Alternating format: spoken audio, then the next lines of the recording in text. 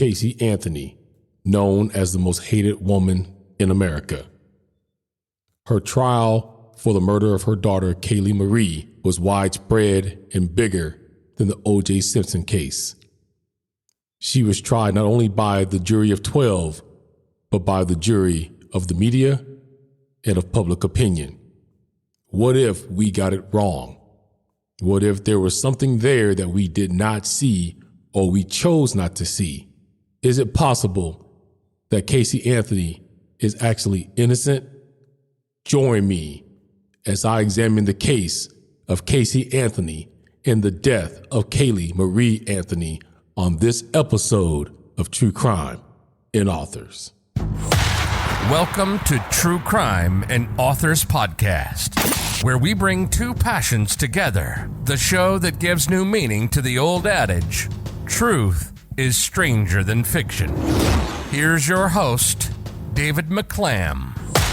What's going on, everybody? Welcome to another episode of True Crime and Authors. Of course, I'm your man, David McClam.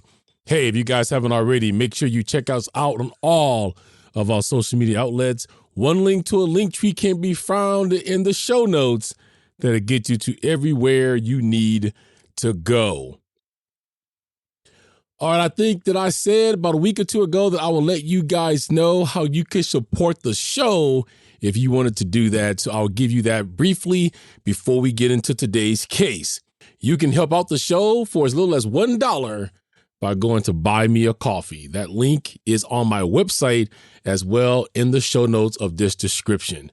It goes up to $5. So if you like what you're hearing here, you can help out by giving one up to $5 or even more, and that will go back in the production of this show. There would be more ways that you can help coming in the new year, so keep your ear out for that. So if you'll go ahead and check out Buy Me a Coffee, $1 is all you need to help out the show. All right, guys, so let's jump into today's case. It is going to be a doozy, as you probably heard the intro. This case is now back in the spotlight because recently on Peacock, there was a documentary that was produced, and it was called Caylee Anthony, Where the Truth Lies. For the first time now in about 14 years, Caylee Anthony has now decided that she wanted to speak and give her side of the story. This was a 3-part, 1 hour each episode documentary where Caylee Anthony did not have creative control. She did not have control over what questions was asked to her, and she actually did answer all of them. I will tell you off the bat, I was like everybody else in America. When I heard this was coming, the first thing I did was I said, let me turn this on and see what lies Caylee has for us today. But I walked away 3 hours later with a little bit of a different look and view at this case. I will tell you all about that and what I now think and believe at the very end. So let's jump in with the death of Caylee Anthony. That was Caylee Anthony's daughter, which is why there is a case in the first place. Caylee Marie Anthony was born August 9th, 2005. She lived with her mother in Orlando, Florida, Caylee Marie Anthony, and her maternal grandparents, George and Cindy Anthony. On July 15th of 2008, she was reported missing in a 911 call made by Cindy, who said she had not seen Caylee for 31 days and that Caylee's car smelled like a dead body and had been inside it. Cindy said Caylee had given varied explanations as to Caylee's whereabouts before finally telling her that she had not seen Caylee for weeks. Caylee lied to detectives, telling them Caylee had been kidnapped by a nanny on June 9th and that she had been trying to find her, too frightened to alert the authorities. She was charged with first-degree murder in October of 2008, and she pled not guilty. Now, just in that part, let's examine this, because this is kind of where it starts and it blows everything up. So when you first saw this case like me, the first question that comes to your mind is It says that Caylee was missing for 31 days. Why did Casey not call the police? This is the most logical thing you would think. If my kid was gone for 2 hours, maybe even 1 hour, and I know that that is not in his or her pattern, I'm going looking, I'm going to call the police. They're going to have to tell me we can't do anything because of age or whatever until this time, but I'm going to call them and bug them until something is done. The other thing that kind of strikes me is Casey's mom said that her car smelled like a dead body. Now, I don't know about you, but I have never smelled a dead body before. I haven't worked in morgues, anything like that. And unless you have that kind of profession, you have to kind of think to yourself, why would she say that? Or what makes her believe that that smell is a dead body? All I know from people that I know that's done this is it is one of the most horrific smells, and it smells like nothing else that you ever want to smell. As a matter of fact, when police have to go in to visit or to view dead bodies, especially ones that has been decaying, I believe that they end up putting some type of like Vaseline under their nose that's supposed to deter the smell. So that lets you know that this is worse than leaving garbage in your car for 30 days. So then she says that she lied to detectives when she told them that Caylee had been kidnapped by a nanny. And I'll get into this further, but Casey has admitted to that. She did lie about the nanny that was supposedly there. The name Zenaida was real. There was really a Zenaida that was a nanny. The problem was she was never Caylee's nanny. So after she got charged and pled not guilty to first-degree murder on December 11, 2008, 2-year-old Caylee's skeletal remains were found with the blanket inside a laundry bag in a wooded area near the Anthony's family's home. Investigative reports and trial testimony varied between duct tape being found near the front of the skull and on the mouth of the skull. And the medical examiner mentioned duct tape as one reason she determined the death was a homicide, while the cause of death was listed as death by undetermined means. Her trial lasted for 6 weeks, from May to July 2011. The prosecution sought the death penalty and alleged Casey wished to free herself from paternal responsibilities and murdered her daughter by administering chloroform and applying duct tape to her nose and mouth.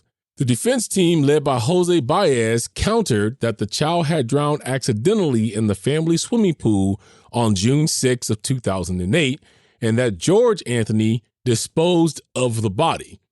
The defense contended that Casey lied about this and other issues because of a dysfunctional upbringing, which they said included sexual abuse by her father. The defense did not present evidence as to how Caylee died, nor evidence that Casey was sexually abused as a child, but challenged every piece of the prosecution's evidence, calling much of it fantasy forensics. Casey did not testify.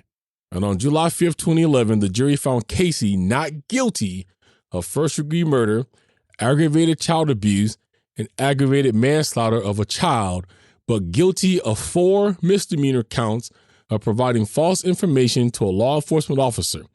With credit for time served, she was released on July 17th, 2011, and the Florida Appellate Court overturned 2 of the misdemeanor convictions on January 25th, of 2013. The not guilty murder verdict was met with public outrage and was both attacked and defended by media and legal commentators. Some complained the jury misunderstood the meaning of reasonable doubt, while others said the prosecution relied too heavily on the defendant's alleged poor moral character since they had been unable to show conclusively how the victim had died. And Time magazine described the case as the social media trial of the century. Now, let's dig a little bit into this because it is kind of a short case. I will leave you the Wikipedia for a lot of the other things because they do go against all of her arrests and charges, but that kind of summed it up. And I'll leave this for you guys to read because I want to get into what that is. And then I want to tell you why my thoughts have changed and what I now believe of this case. So if you go back, she had a 6-week trial. Her lawyer was Jose Baez. During the trial, he did pull out in one of his statements that George Anthony had sexually abused Caylee when she was a child. He has said that he did not do any of those things. But this is what the defense brought up and said was the reason why Caylee was lying. Caylee did lie. She told lies about a lot of things. She lied about Zanny the nanny. She lied about the real Zenaida being the nanny. She lied about working at Universal Studios at the time. She lied about, I guess, the apartment where Zenaida lived. But with Caylee, there was always a little bit of truth in the lie if we dove into that. Here's a little bit of truth. She came with Zanny the nanny from a real woman named Zenaida. She did work at Universal Studios, but she had worked Universal Studios a few years prior to the time. Now, on this documentary, she shows you that that is true because she actually drives right to the area where the staff has to go in the human resources. I don't know about you. I don't know where that place is. I have Universal Studios Hollywood here. I've been there many a times. I cannot tell you how to get back to the back of Universal Studios where the human resources office is and where all of the staff parks at. And she led them there directly. Now, they said that there was no proof that the defense could prove that George actually did these things. And I'll get into that a little bit more later of why there is no proof and why it can be believed that he really actually did these things by some things that was not only said by Caylee, but also actions that was taken or things that happened in interviews from George himself. So what they did convict her on was they did convict her on lying to the cops, which was felonies. Okay, they released 2 of those in January of 25th of 2013. So when the disappearance happened, the reason why there was so much public outrage about this one case is because Caylee Anthony did not report anything for 31 days. You have an almost 3-year-old child that is missing, has not been returned. You're at your parents' house, and 31 days later, you still have said nothing. According to everything that was there, Casey's mother, Cindy, had asked repeatedly during that whole 31 days where Caylee was. But from what I remember, though, she didn't necessarily call the police exactly at the time either that it was reported to her that the child was gone. Now, it's stated that Caylee said she was too busy with the work assignment in Tampa to call the police at that time, that Caylee was okay. She's with the nanny, who, of course, like I said, Caylee identified as Zenaida Fernandez Gonzalez, and that they were at theme parks or at the beach. Then it was determined that the woman did not exist. So learning that Caylee's car was actually in the tow yard, George Anthony went and he recovered it. And the tow yard attendant noted a strong smell coming from the trunk, which both later stated that they believed the odor to be that of a decomposing body. Again, if you don't work in these fields, how do you know what a decomposing body smells like? According to them, when the trunk was opened, it contained only a trash bag. This is important, guys, because Caylee has always said that what was in the back of her trunk was rotting garbage, that she had threw a bag of garbage in the back of the trunk and forgot that it was there, and it has sat there for days. In court, that came out a little bit differently because George is swearing that this was a dead body smell and there was nothing in the trunk. Well, George changed that story about 3, 4, 5 times. He has once told the police that he smelled it and it smelled like pizza. Then it turned into he smelled like garbage. Then it turned into he smelled like something else. Then it finally turned into it smelled like a decomposing body. You can't change that story that many times. So on the phone call where Cindy did call Caylee missing, during that same telephone call, Caylee confirmed to the operator that Caylee had been missing for 31 days. She sounded distraught. And there is something wrong. I found my daughter's car today and it smelled like there's been a dead body in the damn car. That's what Cindy said. Again, folks, how do you know what that smells like? I will leave the rest of this for you guys to read because it does go into a little bit more than the investigation and the trial in detail. I won't go through that with you today, not to bore you, because most of you probably already know about this case. There was a lot of things that was tried on Caylee in public opinion. She was automatically guilty just because of the nature of the case. I want to point that out. If you think that I'm just saying that, if you go back and look at any footage that you can find on YouTube right now of this case, where she lived, where people were at, from the moment that they came out and said that they thought the mother of the child had something to do with it, she was automatically guilty. Here at True Crime and Authors, I read a lot of books. Every author that you've heard me interview and everyone that you will hear me interview, I've either read one of their books or I'm in the process of reading one. So how do I keep up with all of the books that I read? Well, that is where the show's sponsor, Catch Creations 614, comes into play. Catch Creations makes digital handmade planners and journals, and for those who want something on paper, printables as well. She can make anything from My Little Pony to Black Panther, anything that you can creatively think of, Catch Creations 614 can get it done. With excellent customer service and excellent communication, the owner, Kristen, will make sure that your journal comes out right and perfect the first time.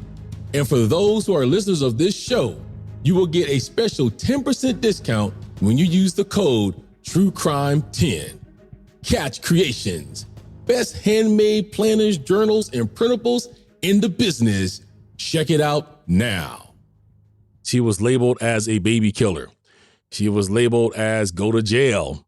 She was the most hated woman at this point in the world.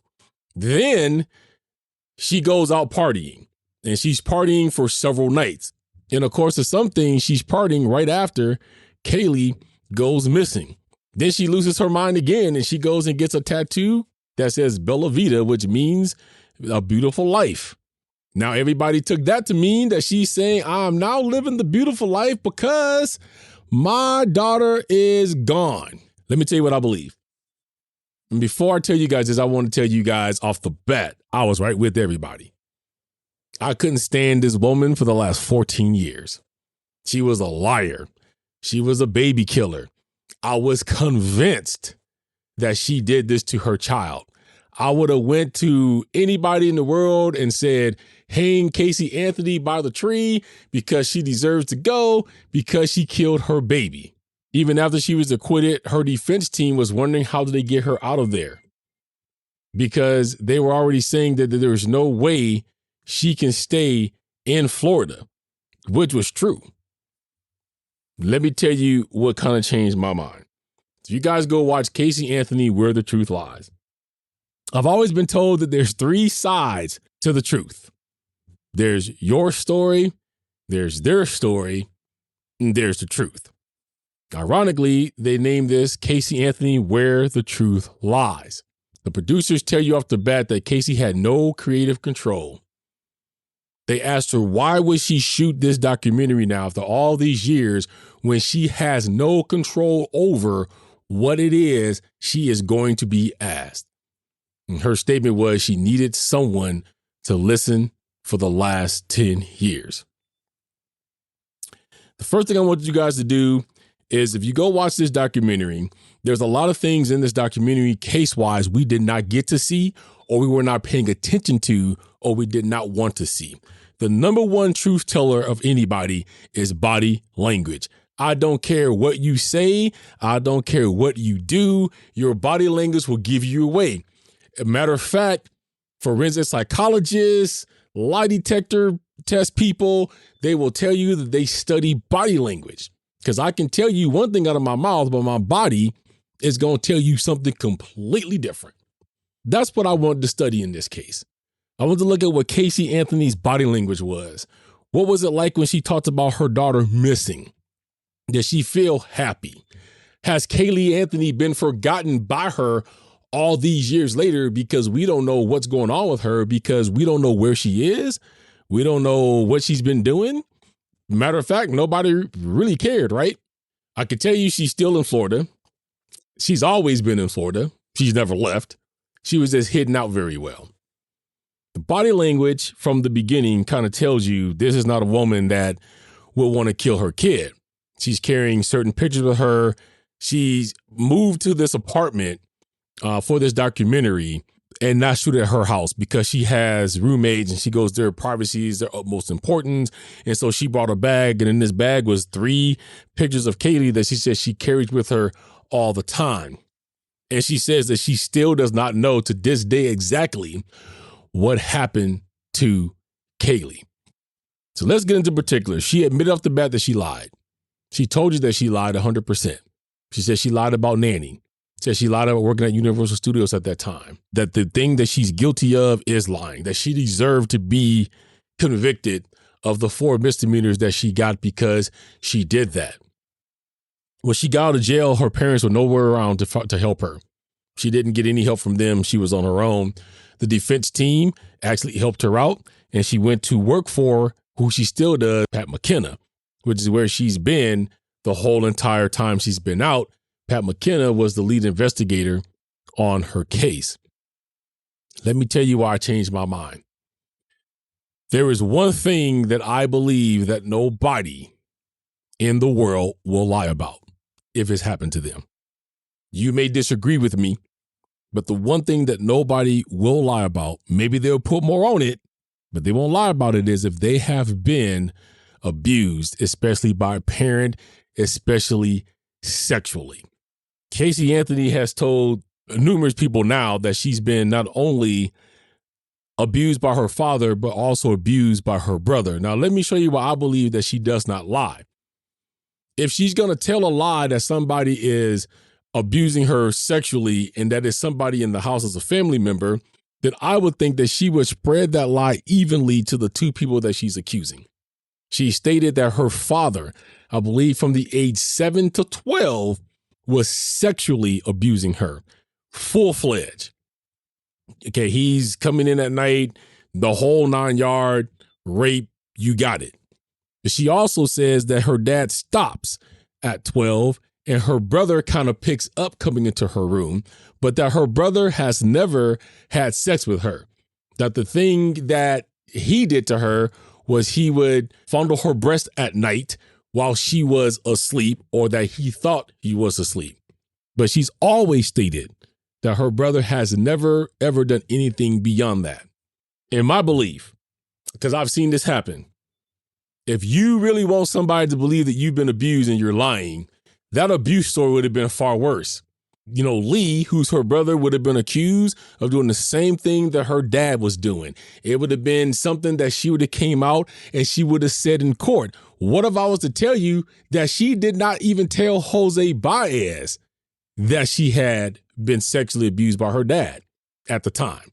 There was another lady on her staff that she had confided that to. Jose didn't know. Jose didn't know up until the time it was her trial. The woman that she was talking to that was on the defense staff went to Casey and said, hey, we got to have full transparency. You need to tell Jose what's going on. What if I was to tell you, if you saw the case, that at the end of that, with that closing statement where Jose Baez openly accused George in court of doing this, that Casey didn't have no knowledge of that. Jose didn't even come and visit her the day of the trial because he wanted her emotion behind that to be as real and as raw as it could be. She had no idea he was going to put that in there. The other point of that is because when George was on the stand, they asked him point blank, did you sexually molest your daughter? He said no. Now, the one thing that we did miss is the camera automatically panned on Casey. And if you look at her body language, it shifted. She started nodding her head no. I'm telling you, people, from someone who's been through it, abused people don't usually run around lying about that, because the fact of the matter is it's downright utterly embarrassing to us. My dad was a very abusive man. He beat my mom many times. I believe this when my mom ended up going to her grave at 68 years old. Part of that is because of the beatings that she had already taken. I was sexually molested by my father. I don't tell many people that. I do now that I'm grown because I want to help people, but that was a very embarrassing part of my life growing up because I didn't want anybody to pass judgment on me. We don't go around lying about these things because it is things that we wish that we could forget, but it is now engraved deeply into us, and it is a part of us for the rest of our lives. To further that, She started writing letters to a woman named Robin Adams in prison. That became a huge topic of discussion all over the news because in these letters, she even told Robin about the abuse in jail, away from everybody. But she was abused and she couldn't tell her mom, and why she couldn't tell her mom. And she has a feeling that, this is why it is where it is. She told Jesse Grunn, who's now her ex-boyfriend. He testified that Casey told him that she was abused by her brother. Didn't mention George for this reason. They asked her, why did she not tell her mom? Said, because she didn't want her mom to pass judgment. According to Casey, when she told her mom that Lee had abused her, her response was she called her a whore and said, well, that's why you're such a whore then. She says, now imagine if I tell her what my dad did. The other thing that kind of sparked me is because they said that Caylee Anthony was a lying psychopath, that she was pretty much mentally gone. She was a sociopath, and Dr. Drew really honed in on that. So they hired a psychiatrist. 3 different psychologists said there was nothing wrong with Caylee Anthony. She was not a sociopath. She was perfectly fine.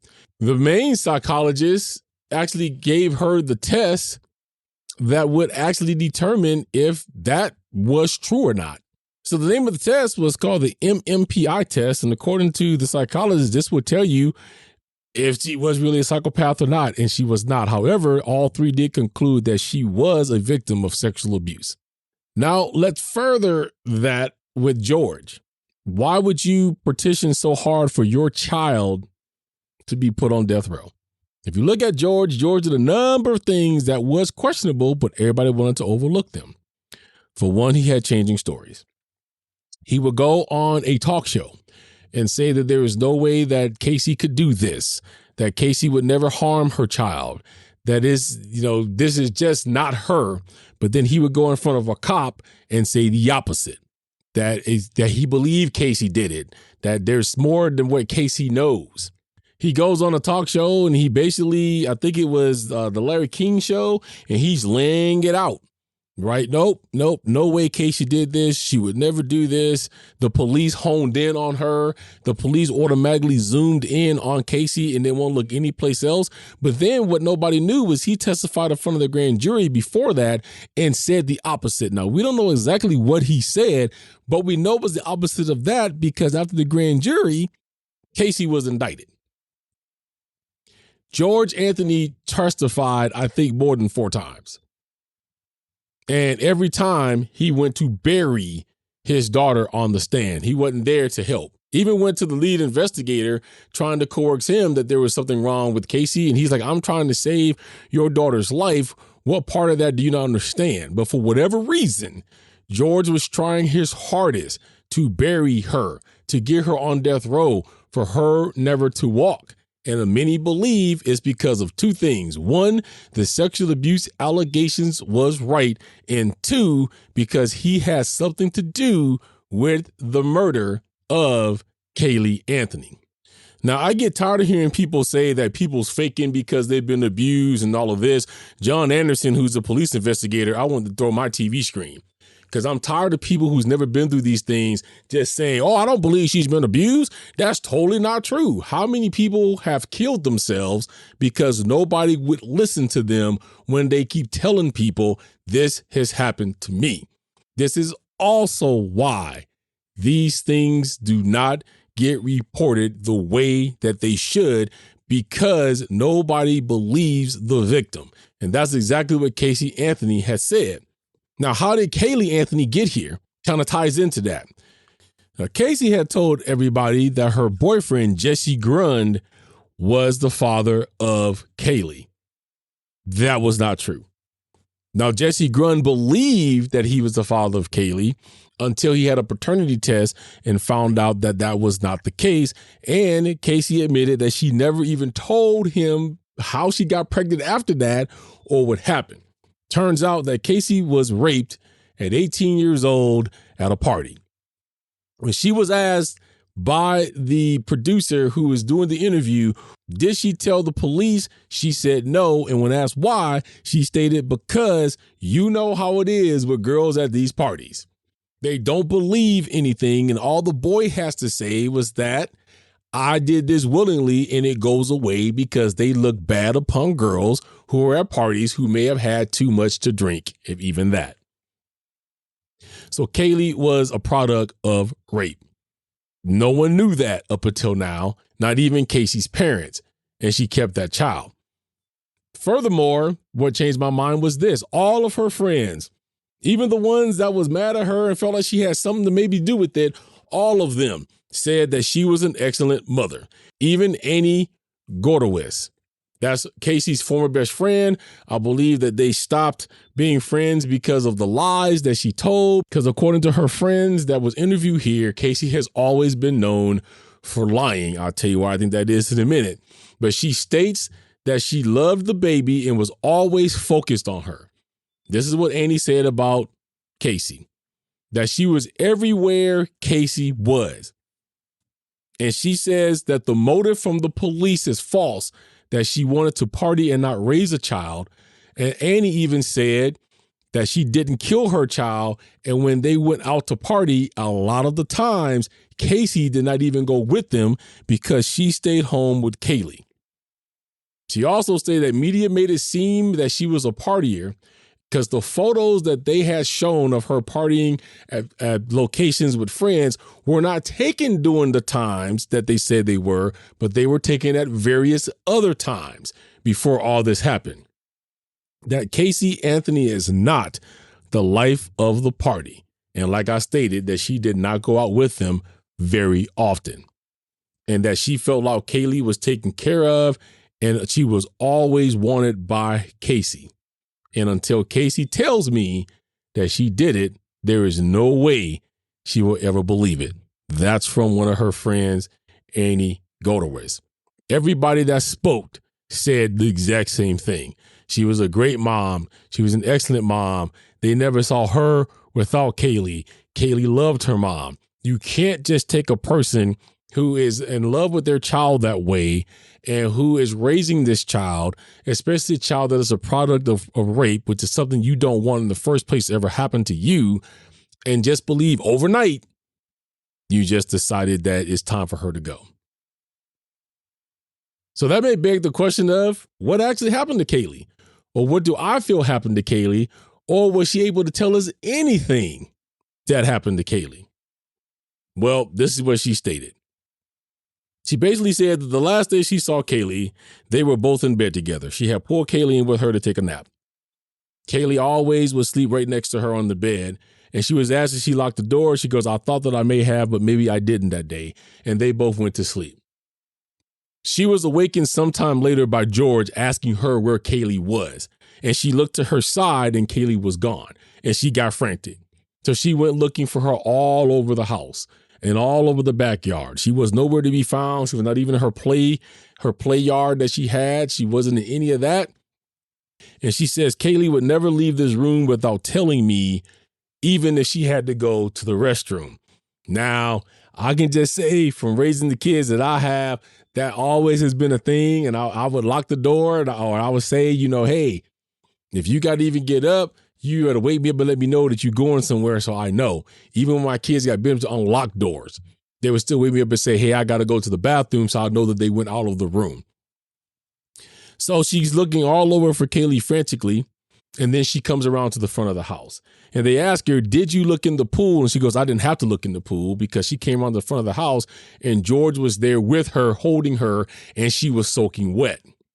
He tossed her into Casey's arms and said that it was all her fault. And then after she was frantic about what to do and how to do it, George pretty much told her everything would be okay. He would handle it. He took Caylee from her arms. She was never seen again. Now, according to Casey, the reason why she didn't frantic so hard was because that she was constantly told by George, the last person to see Caylee, that Caylee was fine and they would be reunited. George also was the one that came and told her, you must do exactly everything that I tell you to do and how I tell you to do it, and everything will be fine. This is what constantly leads to the lying. Now, you may not believe me, but one of the patterns of abuse is lying. How many people do you know that's been through any kind of domestic abuse that comes to work and tell you the truth?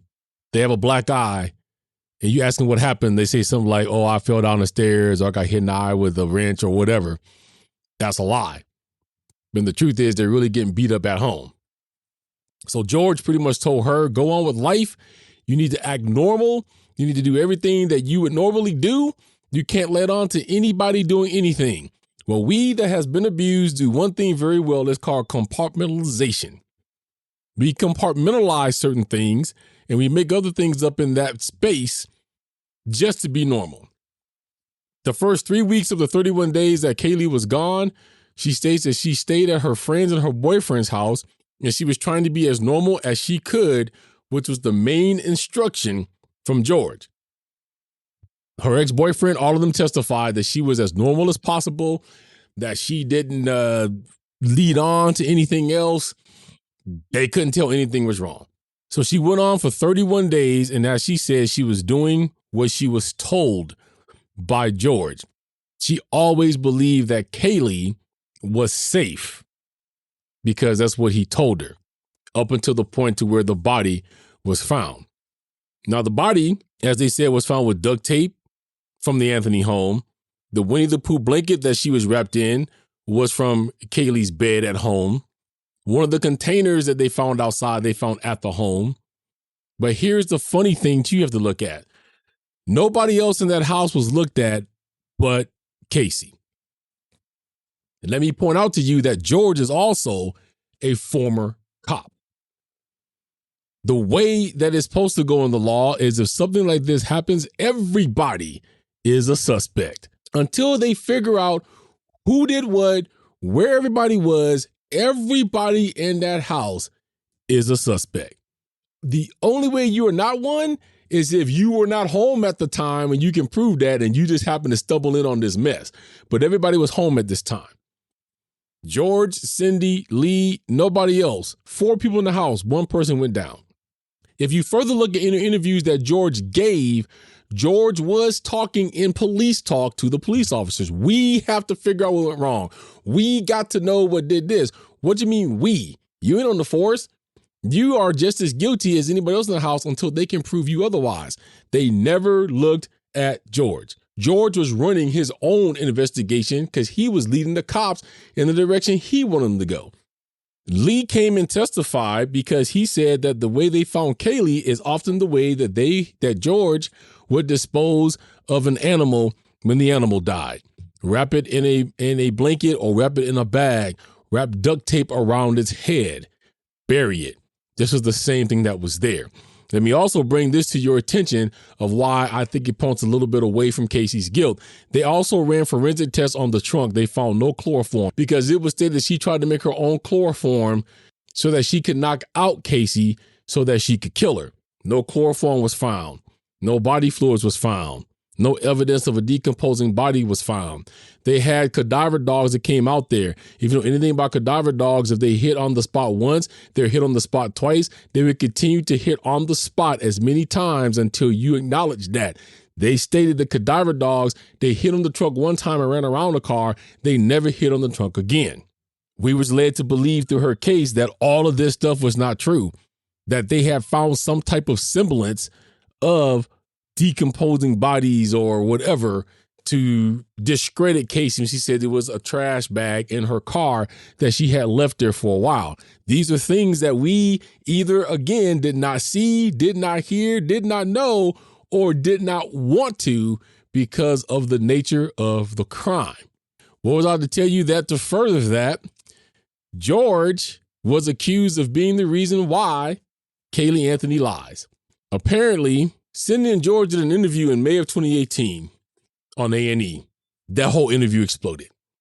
In that interview, you actually end up seeing the real side of the Anthony family, the Anthony parents that Casey has talked about and said that the marriage is in trouble and everything that was going on for a long time. In this interview, George gets mad and tells Cindy to shut up. Cindy flies off the handle. That was it for her. She stands up and she states that Caylee lies because she learned it from you. She then said that they had even discussed George taking money from her purse. He was also accused of taking $60,000 from one of their funds for no reason. And she says again, our daughter has learned this by example, that you have lied for several years. And then you hear George go, but this ain't about us. This ain't about us. What I've also to tell you that George is also having affairs. So one of the things that they say George lied about was that he was having multiple affairs on her mom for a long period of time. Well, one of those ladies' name is Crystal Holloway. Crystal Holloway came out and said, yes, I have been having an affair with George Anthony. But here's the thing. We've been killing Casey.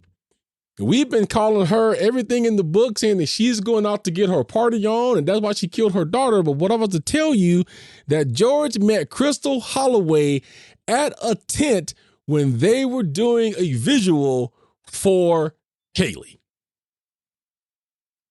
This is just in the beginning of this whole entire thing. Now he's having an affair with her, and according to her testimony, she says that George told her that Caylee Anthony died by an accident that spiraled out of control. She's told this to more than 3 people. In my belief, maybe I'm wrong, maybe you have different beliefs, but in my belief, if you can tell a lie, you cannot tell the same lie twice. Somehow that lie is going to change. No matter how many times you tell it, it's going to change somewhere. Crystal Holloway told this to at least one police officer, somebody else, and she told the same story on the stand. All this is overlooked. Also, the bad part about the case is this. I don't know if you guys know this protocol, but a witness is not allowed to be in the courtroom at the time that other people is giving testimony in the case. This is why, if you ever seen a court case or you've been in one, the witness comes out, the witness gets excused, the witness goes outside of the courtroom if they're going to be recalled. But that witness comes inside the courtroom because they're not already in there. So you see them walk through the doors because they can't be. Now, if they've testified and the defense and the prosecution says, we're done with this witness, we're never going to recall them, then that person is free to sit in the gallery among anybody else if they so choose. Because George Anthony was a witness and a victim of a crime, being that it was his granddaughter, he was allowed to sit in the courtroom prior to his testimony, so he could hear what everybody else was saying and concoct his own story if he wanted to do so. George Anthony, guys, was not convincing on the stand. I've always believed to a degree that George Anthony has something to do with it. I just didn't know what. So why did Caylee Anthony go free? The jury foreman said it best. He says there were suspicions of George and he had a very selective memory. And he did. How is it that you can remember everything your granddaughter was wearing that day, but in the same day, same time, you can't remember what your own wife was wearing? They also tried to pin a web search on Caylee. Somebody at a certain time had did a web search out of her home for strangulation. They pulled her records and they said, oh, it's Caylee. But when they asked, did you pull George's records? They, no, we didn't pull his records because why not?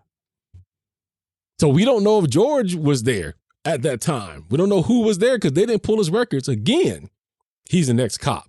This is also brought up several times by the lead investigator. Well, George's an ex-cop. You can tell him that he's, conducting himself as that. And I just don't believe that he had anything to do with it. Blue line. You can hate me if you want to. Blue line. That's why George wasn't looked at, because he's a former cop. Again, he changed his dead body story several times. He went from a dead body to a pizza to a trash bag to that he didn't know what it was. So then the most damning piece of this for me was this. 2 of them. Caylee was not able to go to her own daughter's funeral. At the time that Caylee was buried, she was in jail. They would not let her out to go to the funeral because of the nature of the crime. I'll see if I can find it and link it, but if I can't find it there, if you guys go watch the documentary, Caylee Anthony, Where the Truth Lies, towards the middle of the end of that, they do show you the funeral where George is talking. I hate to say this, people, because it's disgusting, but Caylee had brought up to the producer that she couldn't remember, but there was a time that she had remembered that George had said something as disgusting as that he was going to always miss the smell of Caylee's sweat. And the producer says, I believe he said that at the funeral. And she goes, I don't know because I've never seen the funeral. I've heard that he said this, but I've never seen it. So they play her the funeral. If there is ever a speech that made somebody look more like a pedophile, it was that one. And I think there was a lot of telling in that. If my granddaughter came up missing or God forbid was killed by somebody, I'm not gonna go to the funeral and be like, oh, I'm going to miss, the smell of her sweat and just the silky smooth smell of her hair. And, it's cool to get a kiss by somebody else, but when you get a kiss from a little child, it just gives you energy. If that isn't a pedophilic type speech, I don't know what is. Casey started crying, and I was in here going, is this what he's really saying? The last part that I think damns George was this. In January of 2019, they did an interview on Dr. Oz. Now, at this time, George was suffering because he had just had an accident that was almost fatal. He's in this interview, and he's in a headgear. A lot of people refer to it as Frankenstein gear because it's the headpiece that you have to put on your head, your shoulders supported, and actually is screwed into your cranium. I forget what the medical term of it for it is, but he had one of those on. I believe it's called a halo. In this, he was asked by Dr. Oz, has Casey reached out to you? And he said, yeah, she's reached out to me to see how I am. Now, you hear Casey say, I didn't. She goes, I'll be truthful, I didn't. I don't know why he's saying that I didn't. But then if you listen to George started to confess. He started saying things like he was asking for forgiveness and that he needed Casey to forgive him and needed his son and friends to forgive him for wrecking their lives and for the things in which he's done. Cindy cuts him off right away and says, it was an accident. Casey says, stop and rewind that. What did they say? She asked a question I want to know. Because he actually said, I think Dr. Oz says, what is it that you have to be forgiven for? And then Cindy's like, it was an accident. If that's not a telltale sign of somebody facing guilt, I don't know what to tell you. Here's my beliefs, guys. I thank you for bearing with me this long. Even if you believe Casey Anthony has something to do with this, she did not kill Caylee Marie Anthony. There is nothing that will convince me of that now that I've seen this documentary. We need to put aside what we thought about Casey Anthony before and watch this. I was prepared to shut my TV off in the first 20 minutes because I thought it was going to be a whole bunch of lies. She didn't come out like that. She didn't even come out asking you to believe her. She even said that she knows a lot of people that's never going to believe her because of the fact that she did tell so many lies. But I'm going to tell you again, the pattern of abuse is lies. You learn to lie. You learn to compartmentalize. I learned to lie. When people was asking me at school, where did this bruise come from? Or is everything going well at home? I'm telling them, yeah, or I fell down the stairs. I'm lying because I'm more afraid of what's going to happen if I say, yes, my dad is beating me and my mom at night. This is what's going on. And then they come out and it backfires and we don't get moved. We know we have hell to pay. This is why you end up lying. But go watch it for yourself. Just from the body language of George, just from the body language of Casey that we didn't see, just from the other things that came on the trial that we did not see and did not know about, from his pedophilic statements down to almost confessing 100% on the Dr. Oz show. Now, Casey says she doesn't believe that Caylee Anthony drowned only because the pool was so tall that the ladder had to be there and there was no ladder. So allow me to tell you what I think happened. Yeah, I think it was acting that went bad. I think that George Anthony came into that room where Casey was knocked out and got Caylee. He went to take Caylee to do God knows whatever it was that he was going to do, but whatever it was not going to be good. Somehow, either he has her in the pool or an accident happens where he loses his cool and he holds her over the pool, but somehow Caylee ends up in that pool. If there is no ladder, that means that George had to physically put her there. Now he wakes his daughter and says, do you know where Caylee is? He already knows where Caylee is. So Caylee, at this point, no one even knows if Caylee's dead or not, because Casey's never confirmed if Caylee was dead or knocked out or what when he threw in the arms. But he's put her somewhere to go wake her up to pretend like he don't know where she is. And voila, I find her and now she's soaking wet. There was an accident that happened. George may not have meant to kill her. Maybe something happened that he didn't want to happen or didn't go the way he wanted to, but George Anthony, guys, in my opinion, is responsible for the death of Caylee Marie Anthony. They should have locked him up. They should have looked at him. They should have looked at everybody, but they did hone in on Casey. I honed in on Casey. You honed in on Casey. The media honed in on Casey. And the sad thing about it is now that even though all this comes out and it allows you to re-examine it, there's still going to be thousands of people that's going to still say Caylee Anthony did this. But I'm here to tell you this as a father. There is no way that somebody looked at the child the way that Caylee Anthony looked at Caylee. There is no way, if you have a conscience, that you keep pictures of your child all around you and you carry one specific one with you all of the time, because you would not be able to stand to look at that child. And by the way, the Bella Vita tattoo, she says that was an FU to her family, because she was so tired of everything else. She goes, I'm going to go off. I'm going to get my kid back. I'm going to live this life all without you. You guys don't have to agree with me. I'll be curious to know what you think. Please send me some emails at truecrimeandauthors@gmail.com. But I'm here to tell you, this is just like the Darlie Routier case. Darlie Routier years ago was accused of killing both of her babies. She's in death row right now. We're all trying to fight to get her out because we don't believe that she did it. But at the beginning of that case, the way that it came down, oh, you better believe I was the first one that was saying, oh, yeah, she did it. Matter of fact, the author of she wrote 2 books. She had to go back and write another one because she wrote a book basically saying that Darlie Lynn Routier was guilty. She went to all the court cases, and then she started seeing the photos, and then she started seeing the evidence, and she went back, wrote another book, and now became her biggest advocate and said that she felt like Darlie was innocent, and here's why. I understand that Caylee Anthony lied. If she is guilty of anything, yes, okay, we'll say it. Casey's a liar. She lied. She made it worse for herself. But ask yourself this question. If Caylee was not a mother at 19, if she was not in her early 20s, I think she was like, 22, 23 when all this went down.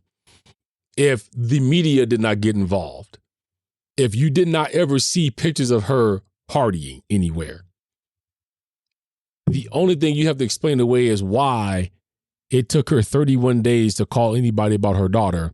Would you have come to the same conclusion that you came to if you saw this case 14 years ago? If there was nothing called social media where everybody can hone in their opinion, would that have changed your mind? If you say yes, then that means there is reasonable doubt. If you say yes, that means that you were influenced by other people around the globe that was saying that she did this. If you said yes, that means that you owe it to Casey and to Caylee to go and watch this documentary, Caylee Anthony, Where the Truth Lies. See for yourself and do what I did, re-examine the case. And I'm here to tell you, it is not a very popular opinion that I have. My wife still looks at me like I'm half crazy, and I'm giving her all these reasons why you got to break this down and why you got to see where this is now.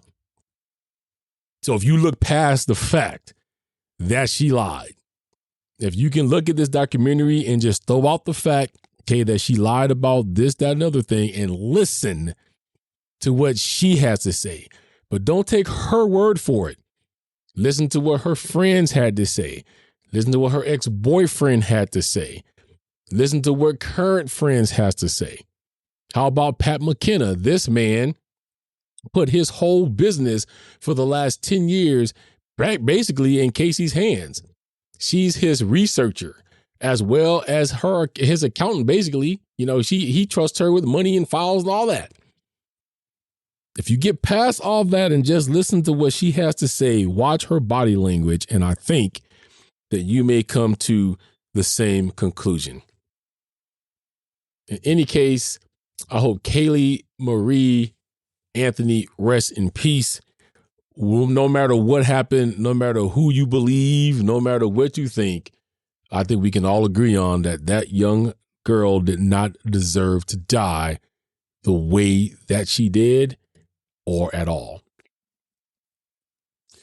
All right, guys, I thank you for tuning in with this one for me. I know it's a little bit of a wild ride, but I thank you. So here's the announcement. So this is the last case of 2023. This is being shot on December 6th. You'll get it between now and December 7th. And so I'm taking the rest of the year off. It's getting to Christmas time. I'm working a lot of overtime.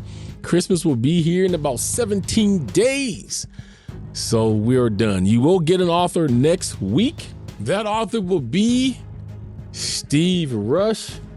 You do not want to miss that one. He writes a book about how to kill your characters. He's giving advice to those of you out there that's writing how to actually write a proper murder scene, investigation, all of that kind of stuff into your stories so that they look and sound good to the reader. So make sure you tune in for that one next week for Steve Rush. Again, his book is Kill Your Characters, Crime Scene Tips for Writers. You don't want to miss that one. All right, guys.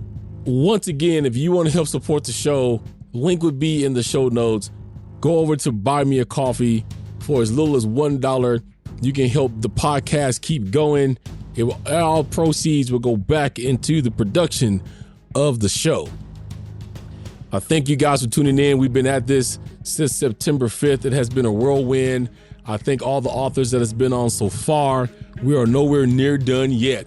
We got more authors for you coming back in January. I will come back right before then and let you know the exact date that we will be coming back and resuming.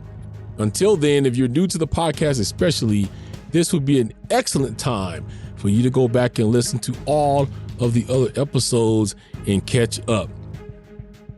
So I hope you guys have very Merry Christmas, Happy Holidays, be safe out there. We're going to see you at the beginning of 2023. And always remember, always stay humble. A little love and compassion goes a long way. And this is the podcast where two passions becomes one. I'm going to catch you guys on the next one. Thank you for listening to True Crime and Authors. Don't forget to rate, comment, and subscribe. Join us on social media. On Facebook at True Crime and Authors. On Twitter at Authors True. On YouTube and TikTok at True Crime and Authors. And email at truecrimeandauthors@gmail.com. Cover art and logo designed by Dazzling_Ray from Fiverr. Sound mixing and editing by David McClam. Intro script by Sophie Wild from Fiverr. And I'm the voice guy, your imaging guy from Fiverr. See you next time on True Crime and Authors.